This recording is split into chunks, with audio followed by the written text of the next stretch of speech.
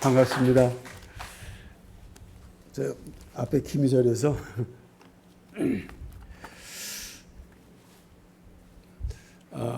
베트남에서 온 지 이제 한 20일 됐습니다.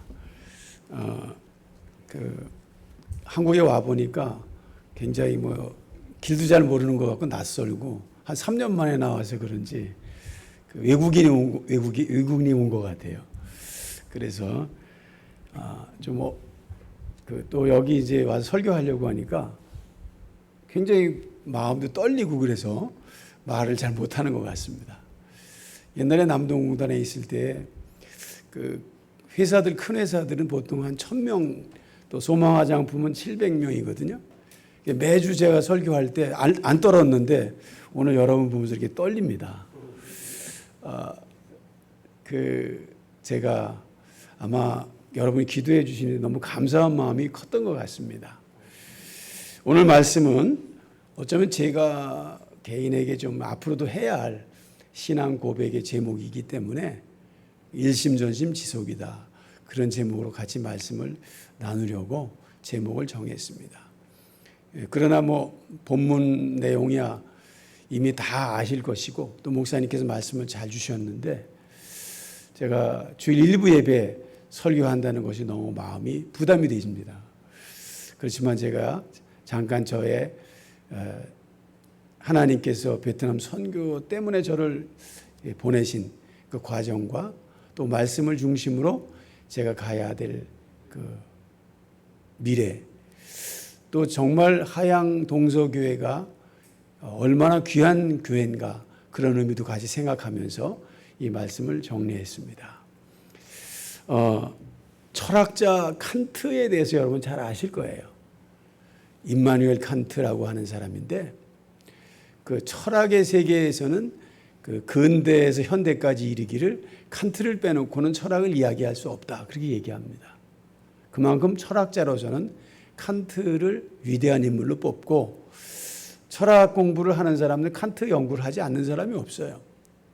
저는 청년 때 어릴 때 야스퍼스의 비극론이라든지 카네기 인생론이라든지 이런 거에 빠져가지고 한동안 있었던 일이 있었지만 그런 얘기를 하려고 하는 게 아니라 칸트라고 하는 사람이 그렇게 위대한 철학자라고 하는 것을 기억할 때 중요한 의미가 뭐냐면 그는 평생 동안 자기 집 반경으로 150km 이상을 빠져서 외부로 나간 적이 없어요. 그는 늘 평상시에 다른 사람과 틀리게 이 사람이 기독교 신자인데 농담도 좋아하고 사람들하고 흉어물 없이 대하기 때문에 오해도 많이 샀죠. 근데 그렇게 엄청난 지식을 갖고 세계 역사를, 철학의 세계를 그 사람을 통해서 전환을 했거든요. 바꿨는데 그 일생 동안 자기 동네를 벗어나가지 않았다고 하니까 우리가 생각해 볼 때 성공하는 것이 꼭 세계를 다녀야 되는 것이냐? 성공하는 것이 꼭 굉장히 큰 교회에서만 되느냐? 성공의 도대체 내용이 뭘까? 그런 의미에서 제가 앞에 잠깐 말씀을 드립니다. 결국 중요한 얘기는 뭐냐면 칸트는 항상 하나님에 대한 부분에 대해서 깊이 묵상했다고 해요. 그래서 그 자신이 어떤 이론을 낼 때에도 그냥 낸 건 아니겠죠. 그 사람이 신앙적으로 복음을 가졌다 안 가졌다 그 이전에 중요한 얘기는 뭐냐 하면 어떤 곳에 있을지라도 하나님의 은혜 받으면 된다는 거죠. 그것을 오늘 여러분들이 좀 기억했으면 좋겠습니다. 저는 남동공단에 가서 베트남 선교를 이제 하게 됩니다. 그때 공단 교회가 부흥이 되기 때문에 제 자신이 생각할 때는 이 공단에서도 교회가 되는구나. 그럼 내가 어디 가서도 교회는 안 된다고 할 수 없고 이 자신만만하게 말할 수 있는 그런 마음이 됐어요. 그래서 이제 만나는 분에게 날 보라고 내가 공단에서 교회가 지금 이렇게 부흥되고 있다. 나 베트남 선교하지만 한국 교회도 진짜 지금 잘 일어나고 있다고 그렇게 얘기했어요. 그거를 한 지 얼마 안 돼가지고 우리 교회에 전도사 2명을 뒀는데 이 2 전도사가 쿵짝을 해서 어느 날 교인들을 하나씩 빼돌리기 시작하고 그 다음에 그 지역에서 조금 떨어진 곳에다가 하노이 교회라고 교회를 또 개척해서 다 끌고 나갔어요. 그리고 이제 예비 통역자를 세웠던 아이도 데리고 나가서 통역자를 시키고, 심지어는 우리 교회에서 봉사하던 자매가 뭐 드럼이라든지 여러 가지 악기를 갖다 놨는데 갑자기 어떤 다른 사람을 보내가지고 악기를 다 빼가고 그러면서 자기 거니까 가져간다고 하고, 그때 제가 좀 마음이 굉장히 안 좋았고, 야, 이게 무슨 일일까? 설상가상으로 그러면서 남동공단 기독경연연합회에서 제가 다락방 하니까 이단이다.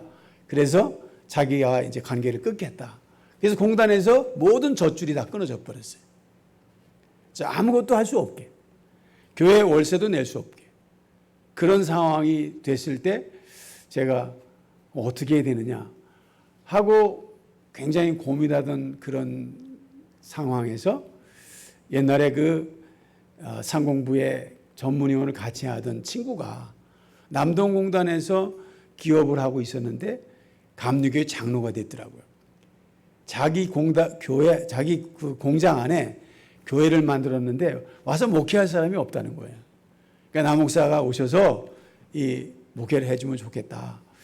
그래서 제가 갈 데가 없잖아요. 돈도 없고 이제 월세도 못 내고 당장 생활비도 없고 그런 상황이 되니까 거기를 들어갈 수밖에 없게 됐어요. 근데 중요한 사실은 뭐냐면 그 공장교 안에 들어갔는데 공장교회가 한 80평 정도 되거든요. 그 다음에 이제 목양실도 있고 또 거기 들어가니까 전기세 낼 필요 없고 그 다음에 수도세도 내는 거 없고 그리고 월세 내는 일 없고 그냥 마음껏 하고 저는 전도만 하면 되는 거예요. 그때 매월 받지 못했던 그 생활비를 그 교회에서 정기적으로 받게 됐어요. 저는 그때 깜짝 놀랐어요. 분명히 돈은 없는데 돈이 되는 거예요. 그러면서 베트남에 선교하러 사실은 그 한국 목회도 같이 해야 되니까 제 마음이 막 분산돼 갖고 이리 뛰고 저리 뛰고 하는 동안에 베트남에 제대로 못 갔는데 매월 한 번씩 베트남에 들어갈 수 있도록 그렇게 일이 연결되기 시작했어요. 그래서 저는 그때 선교를 하는데 돈이 없다, 여러 가지 환경이 안 된다, 그것도 아니구나. 그걸 그때 한 번 더 체험하게 됐습니다. 그래서 저는 그때 뭐가 제일 마음에 고통됐느냐면 내가 영적 힘이 약하구나. 그래서 교회를 이렇게 박살 내버렸다. 이것이 제 마음에 대한 자책이었고, 그리고 이제 또 많은 생각하다가 내가 왜 다락방을 해가지고 전에 그냥 교회에서 잘 있었으면 됐을 텐데 이런 내가 엉망이 됐을까, 이런 마음이 굉장히 후회가 됐었습니다. 그런데 이런 어쩔 수 없는 선택이 공장에 가서 다시 베트남 선교를 하고 이것이 베트남으로 갈 수 있는 하나님이 문을 여시는 길이 됐다는 것을 나중에 알게 됐어요. 우리가 무슨 일을 당하면 빨리 그 자리에서 알으면 그때부터 길을 빨리 가면 되는데 항상 끝나고 난 다음에 아는 거예요. 그러다 보니까 나중에 깨달았고 그 깨닫는 것도 감사한데 나중에 깨닫게 되면서 내가 정말 길을 갔다가 앞서서 하나님의 은혜를 따라서 바로 가야 되는데 언제든지 욕심 때문에 놓친다는 것을 알게 됐습니다. 그래서 베트남에 한 달에 한 번씩 계속 가게 되니까 베트남 사람 가정을 가는데 어떤 방법을 가느냐 하면 베트남 사람 만나서 그들에게 자기 부모님한테 인사해달라. 그럼 제가 비디오를 찍어가지고 그 부모한테 찾아가서 당신 아들이 지금 이렇게 지내고 있다. 그렇게 얘기하고. 이렇게 비디오 전도를 했어요. 근데 큰 열매는 없었는데 제가 갈 때마다 그분들이 저를 굉장히 환영해 주는 거예요. 그리고 옆에 있는 친척들을 만나게 하시고 원래 공산국가는 전도할 수 없는데 그것도 만나면 복음을 원색적으로 전할 수 있도록 그렇게 해줬습니다. 근데 그때는 하여튼 건강이 괜찮았던 것 같아요. 그 베트남에 다니면서 그렇게 더운 나라에 가도 그렇게 지치지 않고 다닐 수 있었어요. 그러고 난 다음에 또 하나가 뭐가 있느냐 하면 이제 그 베트남 사람 가정을 만나면 꼭 자기 가정에다가 뭐 물건을 꼭 갖다 주라는 거죠. 그래서 그걸 가지고 이제 베트남 사람한테 갖다 주고 또 베트남 사람이 부탁한 거를 이제 자기 가족한테 갖다 줄 때도 있고 너무 짐이 많아가지고 짐 중량이 오버돼가지고 이제 사실 어려울 때도 많았어요. 이렇게 또 택배 전도도 했습니다. 그런데 한번 오해가 뭐가 있었냐면 공항에서 물건을 자기 자녀한테 꼭 가져다 달라고 한 걸 우리 짐에다 들고 왔는데 공항에서 통과가 안 되는 거야. 그 다 뜯어보라고 했는데 하얀 가루가 나오는데 이제 그 공항에서 볼 땐 마약이라고 생각한 것 같아요. 그래가지고 그거를 마약 검사를 해서 마약이 아니라고 검증이 나야지 통과되는 것 같지. 이런 식의 오해도 받은 적이 있었습니다. 이렇게 저는 제가 생각하지도 못하게 제 욕심으로 갔던 길을 하나님께서는 막아놓으시고 전환되는 길을 열어놓으셨습니다.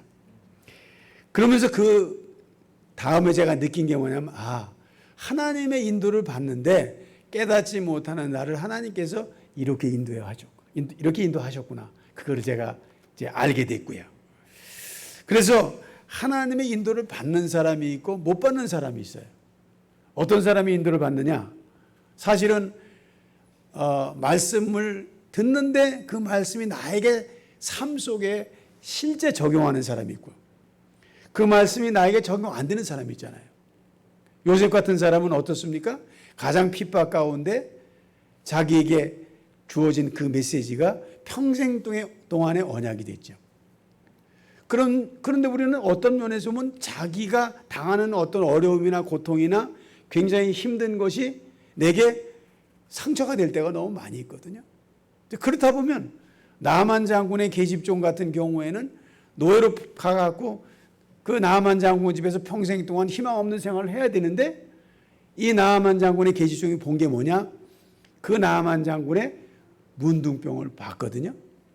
그리고 거기서 엘리사한테 나만 장군을 보낼 수 있는 길을 열었어요. 이게 누가 할 수 있느냐 하면 언약이 내 것이 되는 사람이 되는 거예요. 근데 대개 우리는 언약을 갖고 있지만 내 것이 안 돼. 구경꾼이 된단 말이죠. 우리가 하나님께서 우리에게 성경을 이렇게 66권을 주셨을 때에는 이 성경 속에 있는 내용을 보고 우리가 참고하고 감동받고 또 다른 사람들의 어떤 내용에 대해서 우리가 듣고 같이 아멘하는 걸로 끝나라고 하는 것이 아니라 내가 그 성경 속의 주인공으로 우리를 세우시겠다는 사실이거든요. 그래서 우리가 말씀의 언약을 붙잡지 못하면 누구같이 되냐? 항상 상처로 자기가 고통받고 자기 후손까지 고통 주는 가인 같은 사람이 되는 거예요. 사실은 가인을요, 하나님께서는 이미 벌써 그가 그렇게 고통 속에 있을 때 회개할 기회를 얼마든지 줬어요. 빠져나갈 길도 줬고 생명을 회복할 길도 줬는데 그의 생각은 여전히 변하지 않았어요. 자기 것이 아니기 때문에. 그래서 나중에 자기 후대 그에게는 그 자기보다 더 저주가 엄청나게 더 심하게 올 수밖에 없었던 것을 우리는 볼 수 있습니다. 그래서 저는 그때 내가 어쩔 수 없이 결정한 건데 하나님은 하나님이 결정을 하셨어요. 그래서 그 공장교회로 들어가게 하시고 그리고 이제 그 이사하게 되면서 임대교회에서 이제 해방된 느낌이 들어가고 내가 이제 여기서 이제 선교하면서 베트남을 다니면서 새로운 막 기쁨이 생겼습니다. 근데 한 2년 정도 지났는데 그 사장님이 저한테 나 목사님 저를 좀 만나자고 이렇게 이야기하는 거예요. 그래서 왜 그러냐 그랬더니 좀 미안한 말인데 자기 그 공장이 김포로 이사하게 됐기 때문에 앞으로 여기 교회당을 이제 계속 하기가 좀 어렵다. 그러면서 나갈 수밖에 없는 거를 얘기하더라고요. 그래서 할 수 없이 제가 다시 또 공단에 아주 이제는 조그만 한 15평 될까? 그런 그 평수 되는 데에다가 임대를 얻어서 다시 교회당을 시작하게 됐습니다.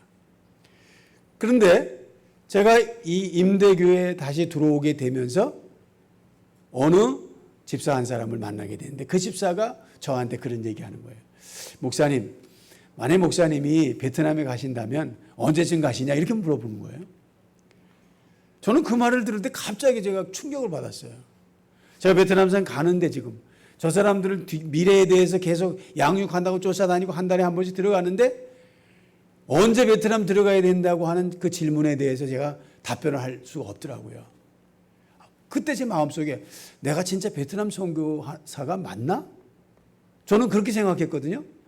보내가지고 현장에 가 있는 선교사가 있지만 나같이 한국에 있으면서 베트남에 거주하지 않은 비거주 선교사, 그 비거주 선교사의 나름대로 계획을 갖고 있었는데 그 집사님 하는 말을 듣고 제가 베트남 들어가는 것이 내가 지금 이제 가야 될 길이라는 것이 좀 마음속에 생각하게 됐어요. 그래서 그때부터 제가 1년 동안 기도하게 됐습니다. 제가 기도하고 있는데 그 집사님이 또 얘기하는 거예요. 만약 목사님이 베트남에 들어가시면 제가 목사님 생활비를 책임지겠다고. 그러니까 목사님 베트남에 만약에 들어가신다고 오케이 하시면 그때 자기에게 얘기해 달라는 거예요. 그래서 제가 1년 동안 기도를 하고 베트남에 들어갈 날짜가 정해졌어요. 12년 10월 달쯤에서 2012년 10월 달에 제가 베트남에 들어가는 걸 다 준비하고 베트남에 들어가게 됐습니다. 그래서 베트남에 들어갔는데 딱 들어가고 나니까 이제 그 상황이 그렇게 뭐 여기 생각하는 거하고는 같지 않죠. 그래서 이제 그러고 있는데 막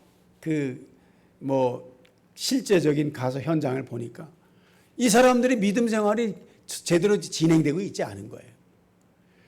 겉으로 볼 때에는 굉장히 와서 목사님들 다녀가고 전도학교 모이고 그러면 아멘하고 다 그래서 믿음 생활 잘하는 줄 알았는데 실제 와서 보니까 실제 안 되고 있더라고요. 그래서 이제 그때 그들과 그 집에 가서 이제 매주 모임을 갖고 이제 신앙생활을 같이 도우면서 하고 있었습니다. 그런데 제 생활비 된다고 하는 집사가 2달 정도 생활비 되고 갑자기 자기 하던 사업이 부도가 났어요. 그런데 부도가 난 것뿐만 아니라 감옥에 가서 저한테 이제 연락이 왔습니다. 생활비를 보내지 못해서 목사님 죄송하다고. 그래서 제가 그때 하나님이 여기까지 이 사람을 사용하셨구나. 그렇게 생각했는데 제가 이번에 이제 갑자기 어머니가 위독하시다고 해서 한국에 들어와야 되는데 준비가 안 됐잖아요. 그래가지고 이리 뛰고 저리 뛰고 하는데 겨우겨우 하여튼 코로나 검사 받고 그것도 양성이냐 음성이냐 따라서 이제 어떻게 할 것이 되거든요. 그래서 그걸 검사를 받고 비행기 표 이제 티켓을 끊고 하는데 한 3일 동안 많이 다녔습니다. 그런데 또 코로나 음성 검사가 확인됐으면 또 공증을 해야지 또 여기 통과될 때 문제가 없기 때문에 공증하고 영문을 번역하고 이렇게 해서 다 공증 확인하고 들어와서 이제 한국에 와갖고 격리하는 중에 이틀째 됐을 때 저에게 그때 베트남에 들어가게 했던 그 집사에게 전화를 했어요. 집사님 그동안 잘 지내셨죠? 물었더니 자기 잘 지냈다고. 목사님 어떻게 오셨냐고 그래서 사실 이런저런 해갖고 지금 한국에 들어왔는데 그랬더니 목사님 자기가 늘 미안하게 생각하는데 한번 집사님 목사님 만나야 되겠다고 그렇게 얘기했어요. 그리고 다음 날 갑자기 부고가 떴는데 그 집사가 이번에 하나님이 부르심을 받았다는 거예요. 제가 이제 그거 아는 사람한테 전화를 했더니 그거 오보라고 아마 교회 행정실에다 연락하면 오보라고 할 거니까 다시 아마 정정 보도가 나갈 것입니다. 그랬어요. 근데 조금 있다가 다른 장로님이 전화가 왔어요. 목사님 말씀이 맞다고 어젯밤에 심장마비로 돌아가셨다는 거예요. 제가 오전에 통화하고 집사님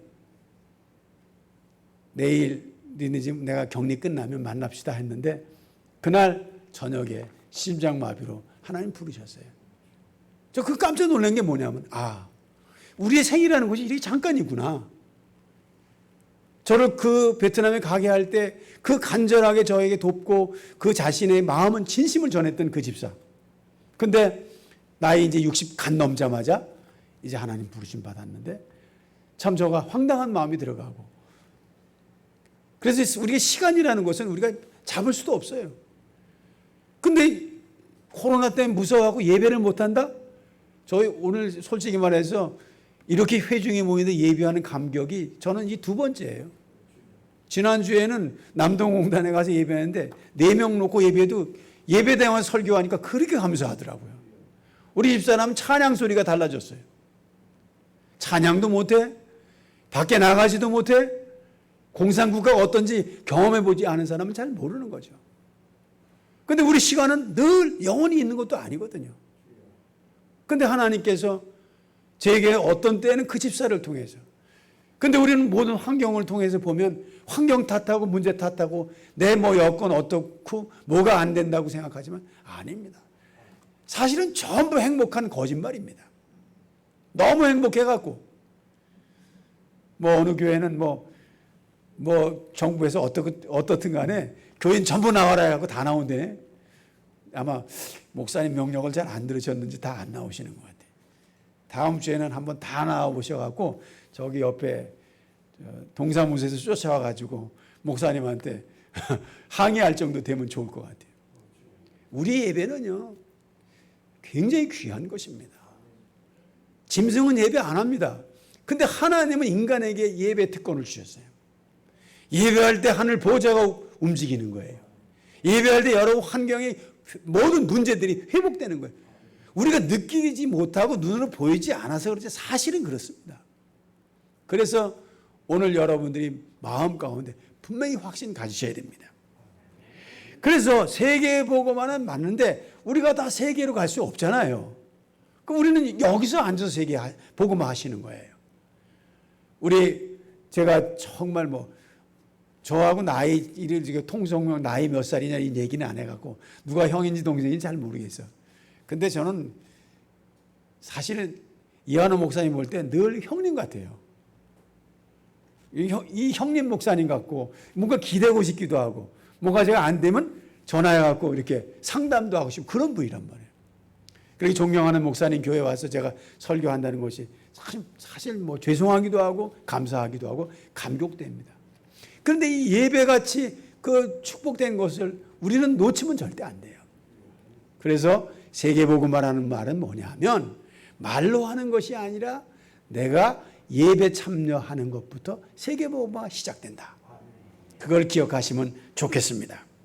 그래서 내가 있는 곳은 하양이지만 하양에서 하나님 원하시는 것이 있어요. 하양이 뭡니까? 대구에서 좀 작은 곳이잖아요. 그런데 아까 말씀드린 칸트는 자기 동네를 안 벗어나고 세계를 다 뒤집고 역사를 바꾸고 철학의 세계를 전환시켜 놓은 사람이거든요. 그렇다면 여러분들은 기도의 사람이라면, 여러분이 하양교회의 진짜 축복을 알고 있는 분이라면 여러분 이 자리에서 세계를 바꿀 수 있다는 것입니다. 그래서 여러분의 책임이 하양에 있습니다. 저는 베트남이 저의 책임이죠. 그래서 저는 베트남 선교사로서 하나님 불러주셨고 베트남 선교 때문에 지금 베트남에 가 있어서 그것도 하나님이 저한테 은혜를 주셨는지 저는 그 알레르기가 굉장히 심해요. 그래서 지금 한국에 도착하자마자 알레르기 때문에 콧물 나지, 재채기 막 나는데 눈은 가려워갖고 막 눈은 안 긁으면 안 되지. 그래서 꼭 알레르기 약을 먹어야 되거든요. 근데 베트남 공항에 딱 내리면 모든 알레르기가 끝나버려요. 그거 이상하죠. 베트남에 10년 동안 있는 동안 한 번도 재채기 하지 않습니다. 참 놀라우죠. 그래서 저는 그걸 보면서도 하나님 베트남에 살게 하실 건가? 그럼 제가 거기다가 이제 뼈를 묻어야 될 모양이다. 하나님이 가지 말라면 가지 않고 베트남에 살아야 되겠죠. 또 거기서 하나님 부름 받으려면 거기 있어야 되겠죠. 그게 저의 소명입니다. 그래서 저는 하양동서교회가 이 지역을 놓고 최고의 축복받는 자리에 여러분이 있기 때문에 여러분이 너무 귀한 분이라는 사실을 어젯밤에 여러분 생각하고 기도하면서 마음에 깊이 느꼈어요. 그래서 제가 왜 그럼 베트남의 선교에 대한 저는 나름대로 선교에 대한 소명이 더 크게 느껴졌느냐? 신학교를 일기 졸업을 하게 되는데 우리 목사님이 이제 오셔서 계속 강의해 주시고 그렇게 하면서 신학교가 3년 1기를 졸업했습니다. 근데 2기를 지금 모집하는 중인데 코로나가 터지면서 이게 제대로 안 돼가지고 지금 수업을 진행을 못하고 있는 상태거든요. 근데 그 1기 졸업생이 저한테 그런 얘기를 하는 거예요. 목사님, 베트남에 선교가 복음 들어온 지 100년 됐습니다. 그래서 얼마 전에 100주년 기념도 했는데 제가 볼 때에는 베트남에 복음 없어요. 이번에 남 목사님 들어오시면서 복음 들어온 겁니다. 그러면서 저는 이 복음과 함께 죽든지 살든지 이 제 생을 거기다 맡길 겁니다. 그렇게 얘기하는 거예요. 그때 제가 뭘 깨달았냐 하면 내가 베트남에 진짜 이 복음 전하기 위해서 있어야 되겠구나. 내가 만약에 베트남을 떠난다면 하나님 나라를 기뻐하시지 않겠구나. 그러면 나는 베트남 복음을 위해서 뭘 해야 될 것이냐. 그래서 제일 중요한 게 신학교라는 것을 제가 알게 됐어요. 전에는 기도 제목 다른 거 많이 했는데 요즘엔 거의 모든 제목이 베트남 신학교를 세워주옵소서. 그래 기도하고 있는데 하나님께서 어떤 신규 교단인데 총회장의 마음을 여셔가지고 그 총회장이 저를 한번 만나자고 해서 자기 나름대로 이렇게 중직자들 모아놓고 예배 이렇게 하게 했어요. 그때 제가 메시지를 무슨 메시지 했느냐 하면 여러분 신앙을 누구한테 배웁니까? 그렇게 물어봤어요. 여러분 신앙생활을 이렇게 많이 하고 있는데 신앙을 어디서 어떻게 배웁니까? 교회 가서 누구한테 배웁니까? 대개가 신앙을 사람한테 배우기 때문에 여러분과 같은 이상한 신앙 상태가 나옵니다. 만약에 여러분들이 신앙을 하나님께 진짜 배운다면 여러분은 최고의 축복의 길을 갈 것입니다. 여러 가지 하여튼 그런 주제를 가지고 말씀을 전했는데 그 메시지 내용이 그 목사님 마음에 들었는지 이분이 여러 군데를 자꾸 초청하더라고요. 그래서 이제 그 교단의 신학교가 제가 이제 첫 번째 강사로서 서게 됐어요. 근데 제게 주어진 과목이 구약개론, 신약개론, 설교학 이 세 가지를 해달라고 해서 했는데 코로나 때문에 이게 강의 이제 신학교 개학을 못하고 지금 멈춰 있는 상태죠. 근데 저는 하나님 계획이 있다고 봅니다. 코로나가 굉장히 어렵고 무섭고 우리의 그런 것 같지만 그러나 코로나 때문에 우리가 더 많은 걸 얻을 수 있거든요. 어떤 면에서 보면 늘 왔다 갔다 하는 신앙이라면 이번에 정말 하나님 앞에 서서 하나님 앞에 내 신앙을 점검할 수 있는 기회가 됐을 수 있다. 그런 면에서 본다면 코로나가 우리에게 축복의 기회가 된다고 생각할 수 있습니다. 그래서 성경의 내용에 대해서 우리는 좀 생각해야 되는데 성경이 어떻습니까? 66권의 성경을 시대가 다르게 다 기록해 놨어요. 여기 지금 신학교 다니시는 분이 계시다면 잘 아시는 내용이죠. 근데 그 성경 내용을 보면 성경이 창세기에서 강조점이 틀리고 출애굽기에서 강조점이 틀리죠. 레위기의 강조점이 다르죠. 민수기, 신명기 다 내용이 색깔이 다릅니다. 그런데 이 색깔이 다르기 때문에 그 성경 내용이 다른 내용을 얘기하는 게 아니에요. 그러니까 예수님께서 제자들에게 물어보실 때 사람들이 나를 누구라 하느냐 이렇게 물어보셨거든요. 그러니까 사람들이 나를 누구라 하는 그 물음에 대답한 사람이 뭐라고 대답하죠? 어떤 사람은 예레미야, 어떤 사람은 선지자, 어떤 사람은 세례 요한, 어떤 사람은 엘리야라고 합니다. 네 가지의 각각 자기들이 본 신앙의 색깔들을 설명했어요. 그때 예수님께서 그럼 너희는 나를 누구라 하느냐? 주는 그리스도시요 살아계신 하나님의 아들이십니다. 이런 고백했단 말이에요. 그럼 왜 예수님께서 그 고백을 하게 하셨을까? 오늘 우리는 성경 60권을 통해서 뭘 지금 우리가 확인해야 될까? 결국 성경은 말입니다. 전달자가 자꾸 자기 것을 강조하면 안 된다고 하는 것을 우리에게 알게 하시기 위해서 성경전에 통일된 것은 뭘 얘기하는 걸 우리가 확실하게 정리하셔야지 돼요. 옛날에 한국에서 암이 걸려가지고 이제 교회가 도와가지고 이 친구가 암이 치료가 됐어요. 그래가지고 이 친구 돌아가가지고 한국에 오려고 다시 이제 휴가를 갔다가 온 거니까 한국에 오려고 하노이 공항에 딱 왔는데 돌아오는 공항 속에서 원래 들어갈 비자를 다 준비해 놓고 해야 되는데 얘가 아마 좀 착각한 것 같아. 이래가 비자가 연장이 안 돼가지고 한국에 들어가는 게 취소될 수밖에 없으니까 공항에서 다시 돌아서 자기 고향으로 돌아갔어요. 돌아가가지고 자기 집으로 돌아가면서 이 친구 마음속에 무슨 생각하냐면 하나님이 나를 이제 한국에 돌아가지 못하게 한 이유는 베트남 선교를 하게 하시는가 보다 생각하고 자기 고향에서 교회를 개척했습니다. 그리고 전도를 하는데 얼마나 뜨겁게 전도하는지 몰라. 근데 뭐를 전도했느냐 하면 내가 암 걸렸다가 치유됐으니까 너도 오면 암 낫는다 이 전도를 한 거야. 근데 어느 날 어느 집에 갔는데 진짜 그 집에 암이 걸려갖고 온 집안이 다 이제 뭐 초상집이 된 상태죠. 오늘 죽을지 내일 죽을지 모르는 상황이죠. 이래서 이제 그 집에 가서 이 이름이 응엔둑지라고 하는 친구인데 전도를 했어요. 그러니까 그 사람들이 얼마나 감동을 먹었는지 너같이 하면 암이 다 낫는가 보다 해서 자기들 벽에 붙여있는 우상단지 다 떼버리고 그날 다 교회로 나왔어요. 근데 교회 나온 지 3일 만에 죽어버렸습니다. 그러니까 그 형제들이 와가지고 이 응엔둑지 멱살 잡고 너 우리 아버지 살려내라, 우리 형님 살려내라 난리 난 거죠. 우리가 전도를 그렇게 하면 안 되거든요. 내 색깔을 가지고 전도하는 게 아니고 내 어떤 그 주장 가지고 전도하는 게 아니잖아요. 중요한 얘기는 뭐냐면 성경을 우리에게 준 것이 뭐냐면 하나님께서 이 성경을 줄 때 의도가 뭐냐 이거지. 그거는 복음 하나밖에 없다는 거예요. 모든 것을 다 통합해도 복음이 전달 안 되면 그 영혼은 살아날 수 없다는 사실이죠. 그래서 제가 베트남 선교에 이 복음 전하기 위해서 어떻게든 신학생을 모으고 목회자들을 모아서 그 모임을 갖다가 전달하고 그렇게 되겠다 했는데 하나님이 조금씩 요즘에 길을 여셔서 화요일 날 저녁 지금은 이제 여기 와 있기 때문에 줌으로 하는데 목회자들이 지금 한 10명 정도 들어오거든요. 이게 이제 계속 확산돼 가지고 베트남 전역에 이제 그 교단을 초월해서 다 전도학교에 들어와서 이 복음 메시지 순수하게 복음이 전달될 수 있는 시간이 되기를 기도하고 있습니다. 결국 제가 결론 낸 게 뭐냐 하면 베트남 교회나 미국 교회나 한국 교회나 복음이 변질되지 않은 원색 복음이 가장 중요하다는 거죠. 복음이 살아있다면 답은 하나님이 하시는 것이다. 그런데 우리는 복음의 색깔보다 내 동기가 앞설 때가 너무 많아 있어.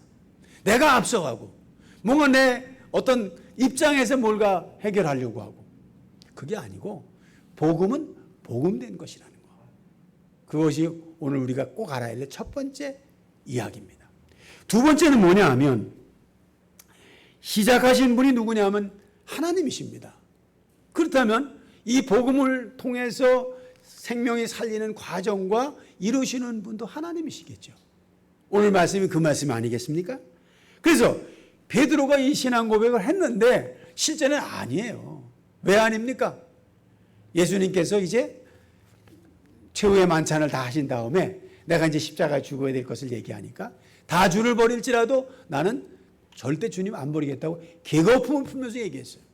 그러니까 예수님 뭐라고 말씀하셔요? 내가 오늘 밤 닭 울기 전에 나를 3번 부인하리라. 거기까지도 좋아. 무서워서 부인했을 수 있지. 그런데 그 다음에 또 어떤 일이 벌어져요? 예수님 부활 보고도 예수님 부활 봤으면 이제 부활의 능력을 봤으면 당연히 이제 진짜 해야 되잖아요. 근데 고기 잡으러 가버렸어요. 그게 베드로인데 사실 우리 모습이거든요. 우리는 굉장히 마음이 막 감동되는 걸 가지고 은혜라고 생각해.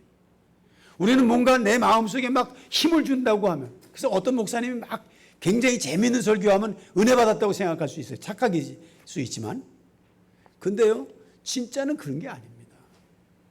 진짜 뭐가 진짜입니까? 하나님께서 오늘 내 모든 삶 속에 진짜 함께 하시며 나의 일을 나와 함께 이루어 가신다는 사실을 확인하는 거예요.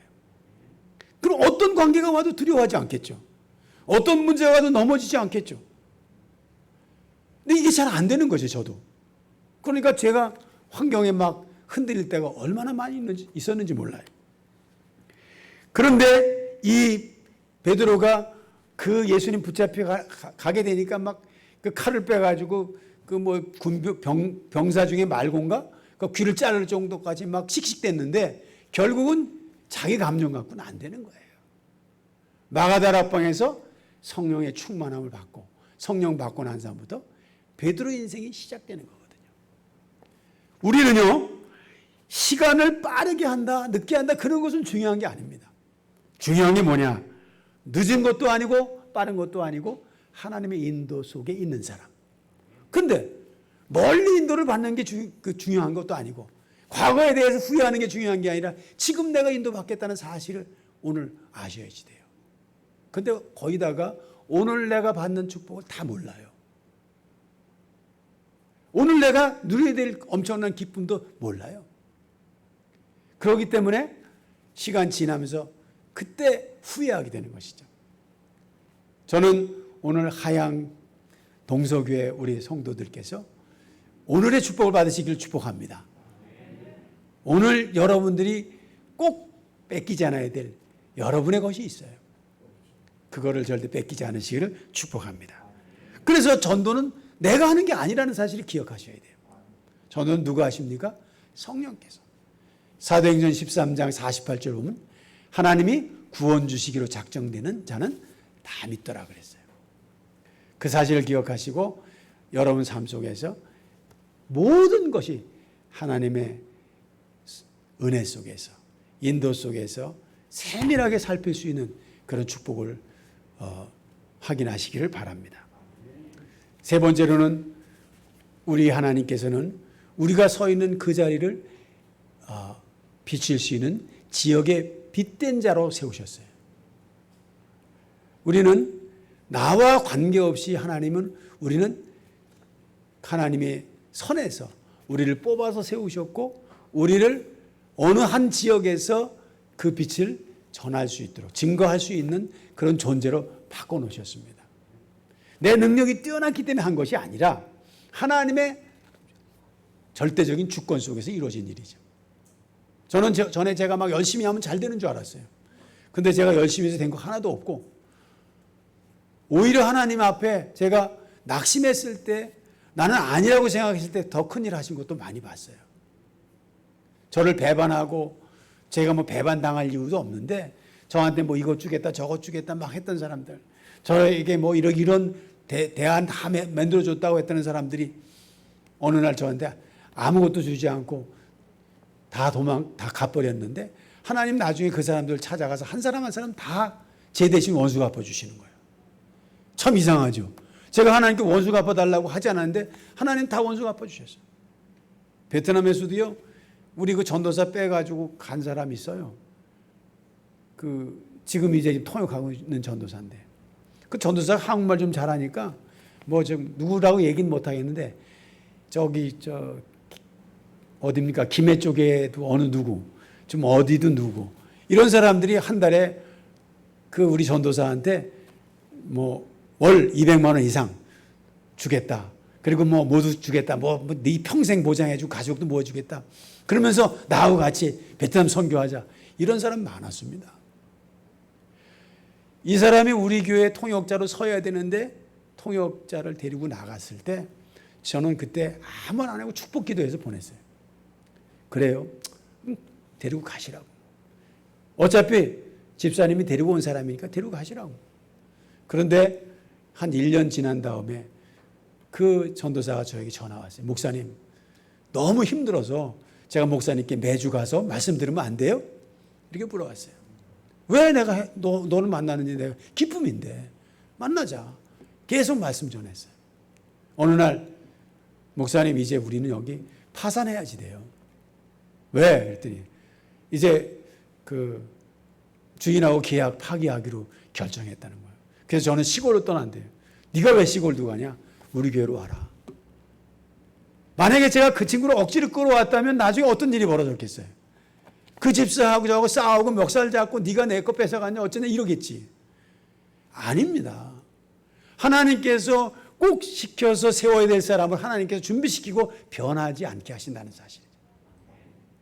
그런데 얼마 전에 또 이 친구한테 한국 선교사가, 베트남에 있는 선교사죠, 한 달에 300만 원 상당의 월급 주고 그 다음에 베트남에 최고 가는 자동차 사줄 테니까 나하고 같이 일하자고 그렇게 했대요. 근데 이 친구가 그때 뭐라고 얘기했냐, 자기는 아버지가 셋이 있는데 자기를 낳으신 아버지가 있고, 그리고 하나님 아버지가 있고, 나를 영적으로 지도하는 아버지가 있다. 그래서 그 영적 아버지를 배반할 수 없다. 내가 그 돈 몇 푼에 목사님 따라갈 수 없다. 그렇게 얘기해요.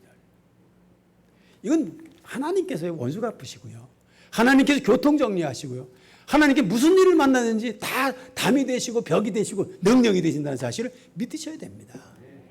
그거 안 하면 우리는 항상 사람한테 뭐 도와달라고 해야 되고, 어떤 데는 그 사람한테 괜히 종 노릇하고 노예 노릇하고 그러거든요. 우리가 예를 들어서 불신자 사장을 만났다? 오바댜 같이 하면 돼요. 얼마나 충성되게 잘합니까? 근데 신학교 만들어서 영적 지도자 키우잖아요. 그래서 우리 딸한테도 지금 베트남 회사 다니고 있는데 그렇게 하라고 그랬어요. 그랬더니 그 사장님이 그렇게 물어보더래요, 우리 딸한테. 어느 교회 아버지가 어떻게 신앙교육을 시켰는데 너 같은 애가 너같이 신앙생활 하냐? 그렇게 물어보더래. 제가 볼 때는 엉터리인데, 우리 딸아이가 내가 볼 때 신앙생활 순 엉터리인데 밖에 나가면 좀 때깔이 나는가 봐요. 예. 그러니까 그게 뭐냐면요, 우리가 자녀를 교육할 때도 마찬가지거든요.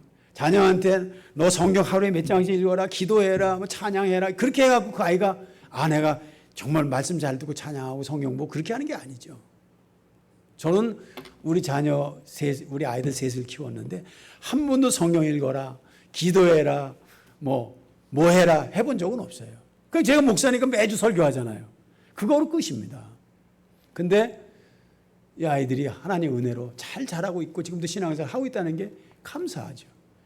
제가 선교사로 베트남에 가서 뭐 엄청나게 일을 많이 했는데 우리 아이 셋이 엉터리로 신앙생활하고 아니 불신자가 되어 있다. 그건 무슨 망신이겠습니까? 근데 하나님 저를 망신시키지 않으시려고 그래도 아이들 신앙생활하게 해주셔서 너무 감사하죠. 그래서 오늘 여러분들은 목회자가 아니어도 괜찮습니다. 여러분이 대단한 능력자가 아니어도 하나님은 여러분을 평생 성전을 사모했던 다윗과 같이 하양 동서교회 성전지기로, 여러분 성전지기라는 말은 교회를 지킨다는 말보다 더 중요한 의미가 있는 거예요. 그러면 그런 성전지기로 하나님 축복하셨고 여기에 하나님께서 세계를 보는 눈을 가지고 서게 하셨다는 사실을 기억하신다면 감사한 겁니다.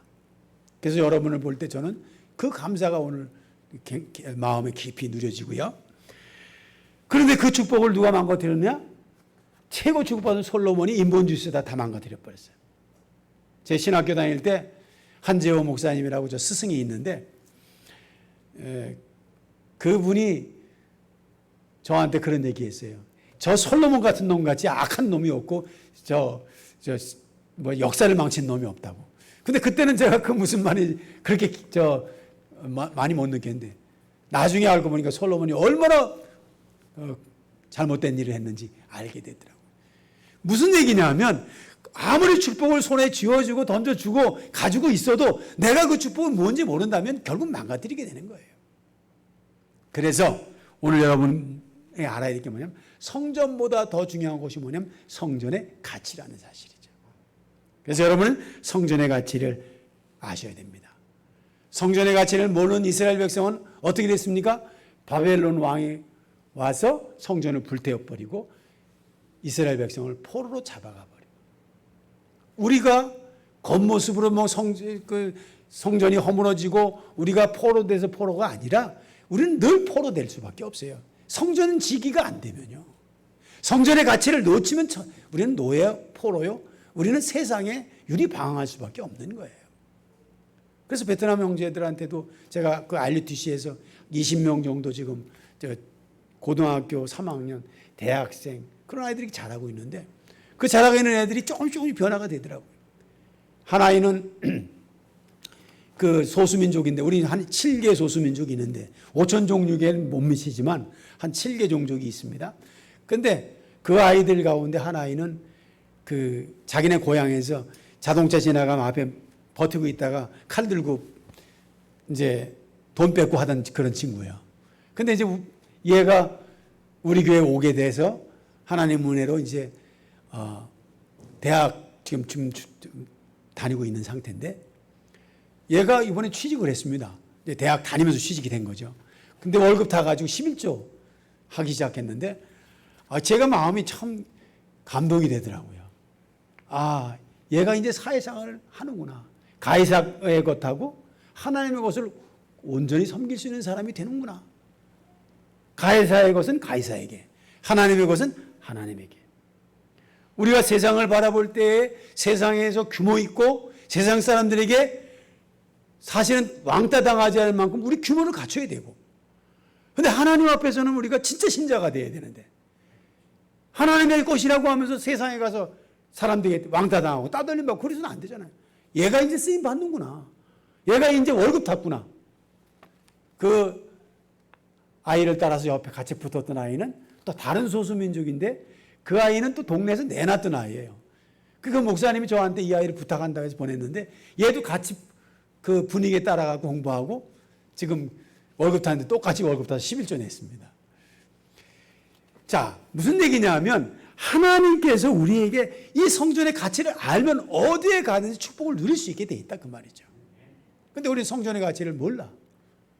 성전에서 예배한다는 그 자체는 행위이지만 행위 속에 들어있는 그 엄청난 가치를 우리가 안다면 우리는 어느 곳에 있어도 성공자라는 사실을 꼭 기억하셔야 됩니다. 그래서 오늘 잘못하면 헤롯의 성전과 같이 정치적으로 그냥 뭡니까? 그 정치적인 동기 가지고 교회에 오는 사람도 많이 있습니다. 그런데 우리 다락방은 그런 사람 없겠죠. 복음 때문에 예수님께서도 그 형식적인 교회를 향해서 그렇게 말씀하셨어요. 이 성전을 헐라 내가 3일 만에 다시 지으리라. 오늘 여러분 참된 성전을 회복하시기를 축복합니다. 그러면 여러분들은 진짜 우리가 지속해야 될 게 뭐냐? 내가 평생 내가 있는 그 자리가 내가 끊임없이 하나님 앞에 그 가치를 누리고 있을 때 이것은요 이 땅에 있는 동안에 아무도 뺏을 수 없는 나의 것이라는 사실이죠. 누구도 여러분의 그 가치를 훼손시킬 수가 없어요. 여러분이 알고 있는 한 그 가치를 여러분 꼭 누리시기를 바랍니다. 그래서 오늘 하양 동서교회가 대구보다는 대구 안에 하양 동서교회 대구보다는 작은 거죠. 예. 근데 하나님은 큰 덩치가 아니라 하나님이 원하시는 그 가치를 아는 그 한 사람을 통해서 일하신다는 사실을 기억하시고 거기에 일심, 전심 지속하시기를 그리스도의 이름으로 축복합니다. 기도하겠습니다. 하나님 아버지 은혜를 감사합니다. 오늘 주님께서 저희를 부르셔서 은혜 받게 해주신 것을 감사합니다. 종의 입술이 어둔해서 정확하게 또 듣기 좋은 말이 안 되지만 하나님께서 이 말씀의 중심이 되셔서 정말 우리의 마음 중심이 하나님만을 따르는 복음의 진정한 흔들이 없는 리더로서 하나님 이 시대에 세우신 줄 믿고 감사를 드립니다. 하양 동서교회 하나님 맡기신 축복이 세계 선교의 한 자리인 줄 믿고 그 축복을 매일 누릴 수 있는 복된 교회가 될 수 있도록 축복해 주옵소서. 귀한 목사님과 또 장로님과 또 임직들 모든 성도님들에게 가정까지 하나님이 축복하셔서 이 시대에 복음이 없어서 영적으로 다 탈진되는 이 모든 사람들에게 이 복음을 증거할 수 있는 참된 증인이 될 수 있도록 축복하여 주옵소서. 감사드리며 우리 주 예수 그리스도의 이름으로 축복하며 기도합니다. 아멘.